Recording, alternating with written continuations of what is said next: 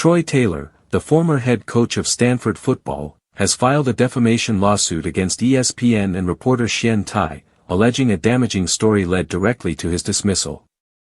The complaint, filed in the Northern District of California, claims that Thai knowingly published false and defamatory statements with the intent to damage Taylor's reputation and professional standing.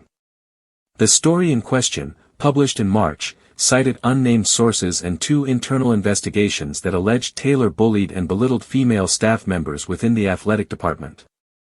The article sparked significant backlash and led Stanford, alongside general manager Andrew Luck, to terminate Taylor's employment just 6 days later. At the time of his firing, Taylor had been at the helm of Stanford's football program for 2 seasons, posting a 6-18 record. ESPN followed up in April with another report, claiming that interviews with at least 20 Stanford athletic staffers substantiated 3 allegations of inappropriate conduct. The network described a toxic environment, largely attributed to Taylor's behavior toward women in the department. However, Taylor's lawsuit disputes those claims, accusing the network of deliberately misrepresenting facts and manipulating information to fit a harmful narrative. According to the filing, ESPN's reporting was not a product of negligence or error but a calculated effort to damage Taylor's standing. The complaint states that the defendants intentionally twisted the facts and published, repeated patently false statements to pressure Stanford into severing ties with the coach.